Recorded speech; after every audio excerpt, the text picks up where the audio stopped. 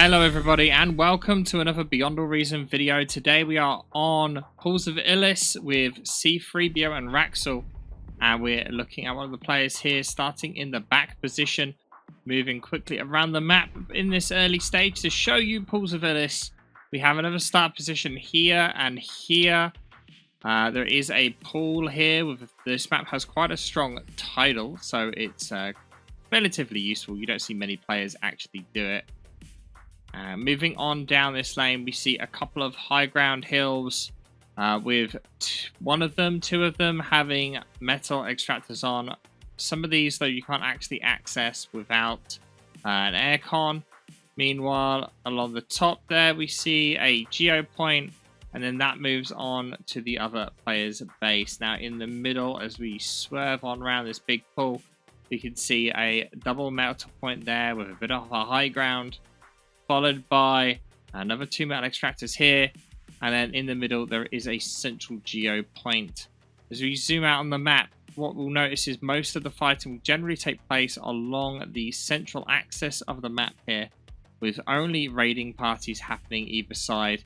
Along the top right now on the screen is where we see quite a lot of people going, and players will generally walk their commanders, turn the HUD back on, down this way. And the same for Wraxell, the opposite direction, and try and build defenses along here. Now with that map explanation out the way, let's switch over to the normal camera, and we can already see that C3b0 has gotten some units out straight off with ticks here. 4 ticks, meaning that Wraxell is bot. No, sorry, C3b0 is bot armada, whereas Wraxell is Armada as well, but gone for vehicles. Now this does mean that in the early stages, C3 is going to end up with more units on the field compared to Wraxell, due to the fact that bots cost less metal than vehicles do. However, Wraxell does have to scale less his energy production due to that as well. But interestingly, we're seeing Wraxell here getting some very early mine layers out, going for double mine layers here. With a lack of actual combat units to defend, this scout may be able to get some actual value.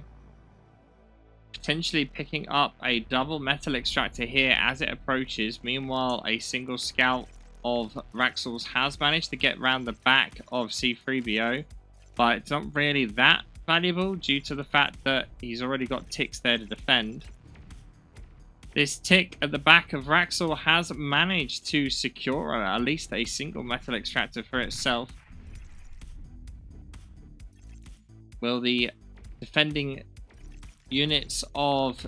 Yep, Wraxell does manage to secure that, but still losing a single metal extractor where they shouldn't have. Wraxell attempting to get the metal extractor, just doesn't manage to get it in time. But we can see C3b0 here really struggling with energy production. Massively energy stalling right now. Desperately needs to scale up economy. Looks like he is just expanding though. Using his commander to push down south, building an LLT, which is probably where most of his energy is going. Realizing now that he's energy stalling and is trying to build some solars here to get things back up and running. Although wind isn't on average that great here, it's also not terrible. You can see by hovering over here, it says it is better to build solar collectors when average wind speed is below 5. And the minimum here is actually the opposite of that. It's 6. So he should probably be building winds, but to build wind, you must have energy, and he did not have energy. Weird not getting any of that pawn noise there as it was shooting. There we go. Try that time. But so far, we can see quite a few mines built by Wraxell so far. 17 mines at an energy value of 4,590, 119 metal. Currently costing him 17 energy a second to power these mines. And that is quite a lot when you think about it. That's almost a whole solar worth of energy gone for some mines. And Wraxell did try to get some very, very forward mines there, and we'll lose that mine layer for that reason as well. Meanwhile, look at even more mines built here now. Looking up to 23, so over a single solar collector's worth of energy just in mines alone so far. Although it does stop some pressure going on this north side and makes him think differently about sending the pawns. The scouts are still making their way through, and early raids of blitzes versus pawns start to happen in the middle. I'm worried Wraxell's maybe spent too much building mine layers and mines. Army value at the moment is advantage for Wraxell, but that's also just due to the fact that blitzes are obviously cost more. C3b0 pushing very well. He's still energy stalling massively. Really needs to get his energy economy going. See, he's queued up a whole bunch here, but he needs that kind of sooner rather than later. Meanwhile, his opponent has one con, just slowly building up wins here. That'll slowly sort itself out. He doesn't have a constructor going off to the left though, which I find interesting. He's just built mines, but he's got nothing going this way to actually secure that flank. And meanwhile, on the north side, C3b0 now making his way through the single line of mines. And a single blitz attempts to do what it can against 3 pawns, but the pawns manage to make their way through and will, for their valiant effort, get a constructor and are now somewhat home free. Not only that, but more red units making their way just behind those blitzes. A little too late though, as C3b0 gets more economy. It will get picked up by this LLT here. But not before he gets the mine layer. And that mine layer is not cheap.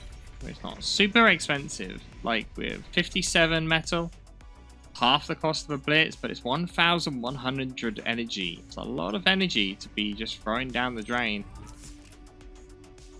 We can see that the minefield at the bottom literally did nothing as C3b0's commander walks over. Currently we're at 245 metal, 9,000 energy worth of just pure used resources, and a 35, that's almost, you know, 1.5 solars to try and do anything here. C3b0's comp is down to 87% by just walking on mines, but all these mines haven't done anything, really. He hasn't set a con down there.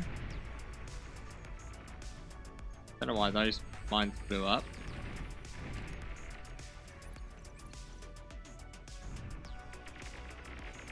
I wonder if he's getting rid of them because he needs the E. I think that might be the case. No, yeah, he's massively E-stalling right now. Oh, I know what it was. I'm an idiot. So basically, when because he needs energy, these mines were running out of energy. Because they were running out of energy, they were decloaking. And as they decloak, the LLTs were shooting them. But this is what I mean by useless. He spent so much resources on that, and those mines haven't actually given much. And whilst he's doing all this, building all these mines, he now has a severe lack of units. He's been spending so much time building a minefield that he's actually not been expanding either. We do finally see an attack along the north here, but with so many LLTs here, Wraxell unable to break through. And although Wraxell's built a weird line of mines all around the place, he just keeps losing ground, and these 2 cons are probably going to get killed here by the commander, I would presume. C3b0 could potentially just walk up and degun that single LLT, but looks like he's deciding not to. Meanwhile, Pawn manages to get in the back line. And it's still going. Finally gets reclaimed. No real damage done there, but it's still more the fact that he keeps getting units moved past. Interesting to see. Did I just see them go all the way around that? I don't quite know how they path there. I'll have to keep an eye out for that. C3b0 building a wall to block off Tech 1 units down at the bottom side, basically completely securing this bottom flank. C3b0 though, really struggling for energy right now. Wraxell's come on his own, throwing out D-guns left and right, able to apply decent pressure into the center, but he has lost all of this northern flank. And I don't know if that was worth it. He's missing out 1, 2, 3, 4, 5, 6, technically 7, 8 metal extractors here. And he is behind when it comes to metal a second. He is just walking his calm straight towards his opponent's base though, in the hope that he can maybe get some value or catch his opponent off guard. Gunships are coming out now, which commanders do not like. But there's not enough really to cause a problem just yet. Wraxell can chuck down a AA turret pretty easy. He can also D-gun these gunships if he chooses to. Instead though, deciding to just cloak.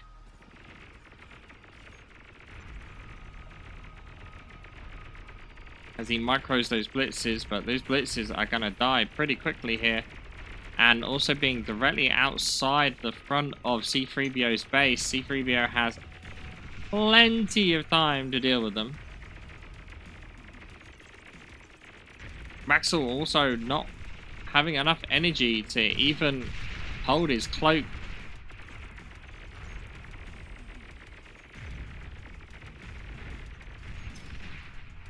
And now Wraxell has to run back with the tail between his legs at 44% health.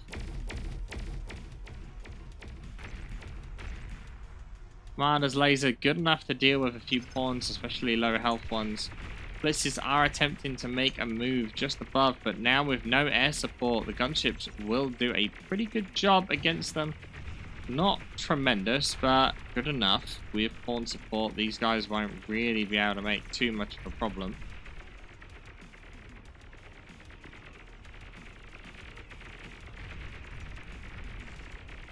I was saying that they have gotten further than I was expecting them to get. Pawns were not actually sent really to block this, and therefore they've gotten pretty far.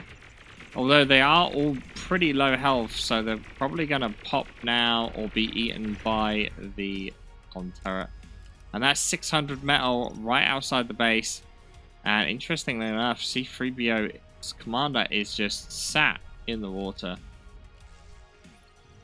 I mean, it's a pretty strong position to keep your commander due to the fact that your opponent can't really do anything about it. He doesn't know he's there as well. See what vision he's got from that. Where his opponent has stuff down here, the AA will cause problems for Wraxell, unable to really project his air force very far, but we can see that along this top line here, C3b0 is just moving further and further forward, and all the numbers now are big and red. And Wraxell has decided that now is the time to go Tech 2. It's a bit of a ballsy play here. He is so outnumbered unit-wise. His commander's at half health. He has 0 combat units on the field, except a couple of fighters. And this push to Tech 2 will either save him or lose him the game, as units compiling down the center. Mines attempting to be built to save the day here, but not enough. A self-D of that LLT would do massive damage, but not pulled off. Same with the metal extractor. Remember, Jags have been nerfed, so they're not as good as they used to be. Big group of units here, a single Jag, probably not enough to stop it, especially when it gets surrounded. You see how quickly that goes down. And as these units spread out, they're going to start getting some economy damage. The Jag is going to struggle to stop all of the damage. Desperately eating the aircraft lab here in an attempt. Oh, that's very bad timing. So what happened there is obviously when you're reclaiming something, it loses its health, right? And what happened is because of the bad timing, this actually blew up instead of being reclaimed, taking out a bunch of build power around it, as well as some energy, and that was just tremendously bad timing. Unfortunately, Wraxell did not have enough build power, in essence, to get it in time. And just look at the swarm of units coming across the center here. The line of pawns slowly making way across, and honestly, I don't think Wraxell's T2 will be enough here. He kind of needs time in order to hold the line for him to scale up enough to get Tech 2, but it's just not happening. At the same time, we see Tech 2 Air actually coming from C3b0, which is an interesting choice considering he's been stalling on energy like this entire game,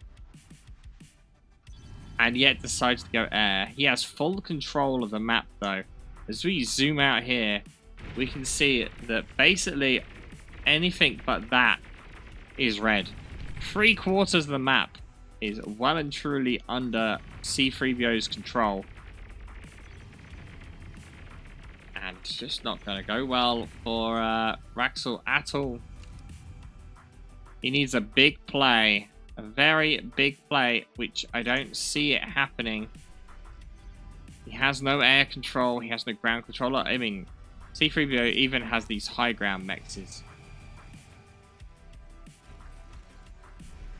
Having to rebuild the air plant as well after just reclaiming it in an attempt to deal with the fighters and gunships. Not enough. And with no combat units even coming out, a console actually coming out before combat unit, a dismal of 3 or 4 Jaguars is not going to stop the horde of pawns making their way across. And this is just a kind of example of, yes, Tech 2 is good, but timing is key. And Wraxell attempted to do this Tech 2 push or transition rather, probably a bit too soon. Able to deal with these group of pawns, but the blitzes and the other pawns making way through the right hand side. More Jags are needed. And bear in mind, C3b0 has stopped building Tech 1 units a while ago, has actually transitioned into Tech 2 and a Juno. And now free to just take apart Wraxell's base, losing a Tech 2 con. This Tech 2 metal extractor didn't even get built. And to be honest, this is pretty much game, I think, for Wraxell here. He does have some Jags coming out now, but still losing so much.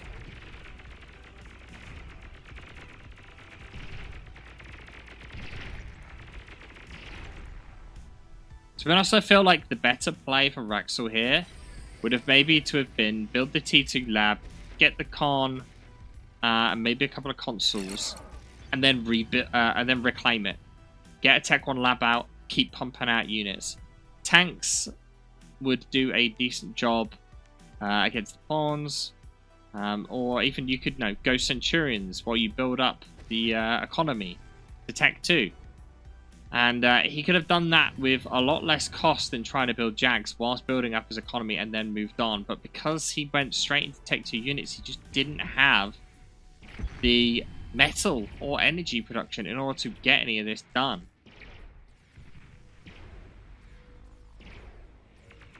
We're even seeing con turrets being moved here to build an advanced geo on what should have been Wraxell's lane.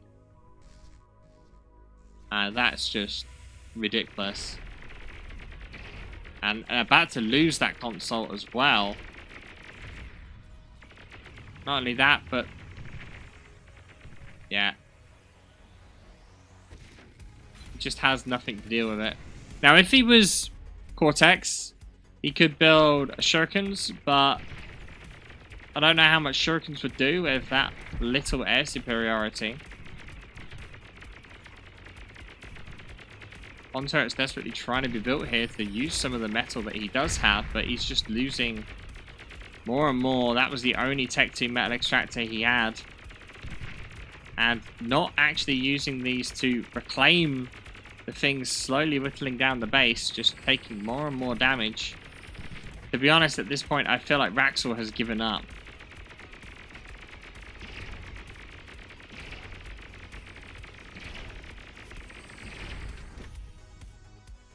It's just no control at all. Total of 4 Jaguars still on the map here. Meanwhile, C3b0 is just happy to slowly build up a nice kind of room. Realistically, at this stage, C3b0 does not need to rush this, right? He has 3/4 of the map. He has Tech 2. He's building up Tech 2 economy. He's happy to just take some time. He's sending in a couple of units every now and again to keep Wraxell down. And then we'll be moving on. It looks like he's going to go Strat Bombers here to finish it off. But you can see him queuing up here. He's probably just going to queue up a ridiculous amount of scouts or maybe blitzes and just mess him up. Also, a Juno just fired there as well to try and deal with some of the mines. Be interested to see where this goes.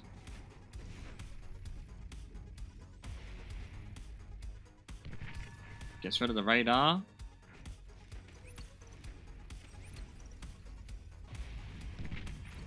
Gets rid of another radar.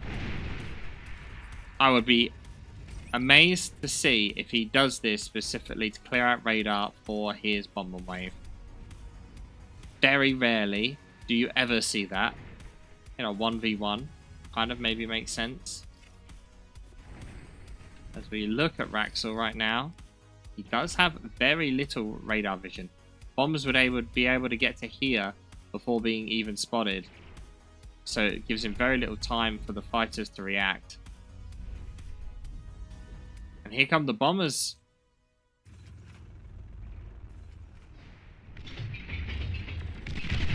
Going for the geo point that had literally only just been started. Bit of a mistake there by C3b0.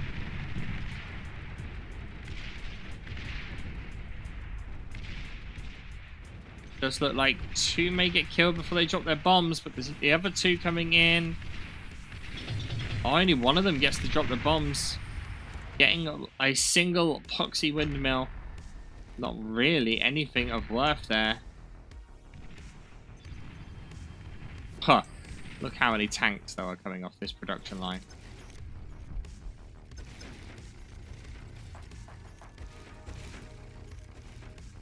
Stout power.